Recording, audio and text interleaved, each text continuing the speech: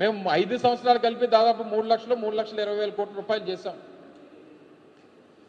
దాన్ని ఒకసారి 10 లక్షల కోట్లు అన్నారు, 15 లక్షల కోట్లు అన్నారు. ఇష్టం వచ్చినట్టుగా ఎన్నికల్లో ప్రచారం చేశారు.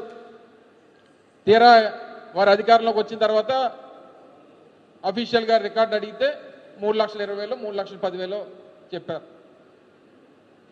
2,70,000 కోట్ల రూపాయలు డైరెక్ట్ బెనిఫిషరీ ట్రాన్స్ఫర్ చేశాం ప్రభుత్వంలో ఉండగా.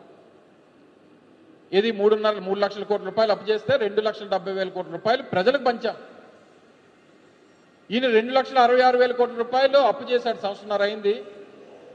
డబ్బు ఏమైపోయిందనంటే ప్రజల దగ్గర లేదు, ప్రభుత్వం దగ్గర లేదు. అయితే అసెట్ రూపంలో ఉండాలి, లేదా వెల్ఫేర్ ద్వారా ప్రజల దగ్గరనే ఉండాలి. ఇటు అసెట్స్లోని లేదు, వెల్ఫేర్ ద్వారా ప్రజల్లోని లేదు. డబ్బు ఏమైపోయినట్టు తండ్రి కొడుకుల జేబుల్లోకి వెళ్ళిపోయింది. మరి లూలుకి ఇలాగా, సత్వాకి ఇలాగా మీరు భూములు పంచుకుంటూ కావాల్సినటువంటి రిలాక్సేషన్స్ ఇస్తూ ఇంట్రెస్ట్ వేవర్లు ఇచ్చుకుంటూ తక్కువ ధరలకు భూములు ఇచ్చుకుంటూ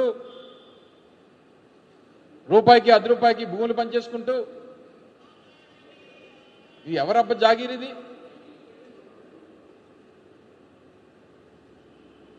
అమరావతిలోనేమో రియల్ ఎస్టేట్, ఇక్కడేమో పప్పు బెల్లాలకి భూములు పంపకాలు.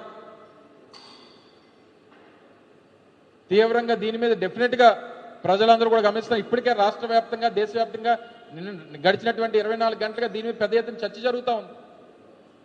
ఆ సత్వా డెవలపర్స్ అనేటువంటిది వాడు రియల్ ఎస్టేట్ వ్యాపారస్తుడు. ఇతర రాష్ట్రాల్లో రియల్ ఎస్టేట్ చేస్తూ భూములు కొంటూ రియల్ ఎస్టేట్ చేసుకున్నటువంటి వ్యాపారస్తుల్ని తీసుకొని వచ్చి మీరు ఇన్ని అవకాశాలు ఇస్తున్నారే ఏంటి? దీని వెనకాతలు ఉన్నటువంటి లాలూచి.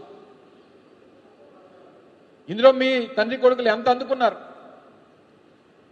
లేదా ఇందులోనే మీరు పార్ట్నర్స్గా ఉన్నారా?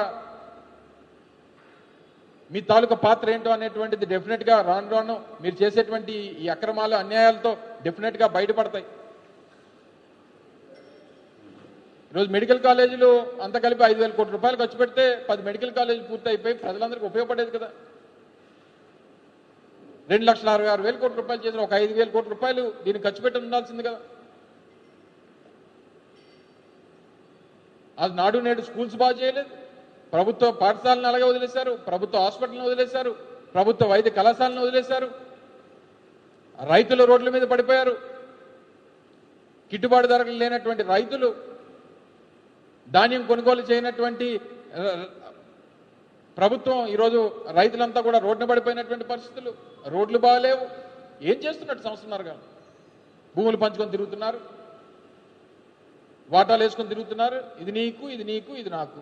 ఇది చంద్రబాబు నాయుడు గారు, లోకేష్, మిగిలినటువంటి వారి మిత్ర బృందం ఏం చేసిందనంటే ఇది నీకు, ఇది నీకు, ఇది నాకు. ఈ పంపకాలు జరిగాయి 18 మాసాలుగా. కేవలం 50 లక్షలు క్యాపిటల్ ఉన్నటువంటి సంస్థకి 50 ఎకరాలు ఇచ్చారు. ఆ ఉర్సా అనేటువంటి సంస్థే లేదు. అది ఫిబ్రవరిలో పెడితే ఏప్రిల్లో సంస్థకి 57 ఎకరాలు ఇచ్చారు.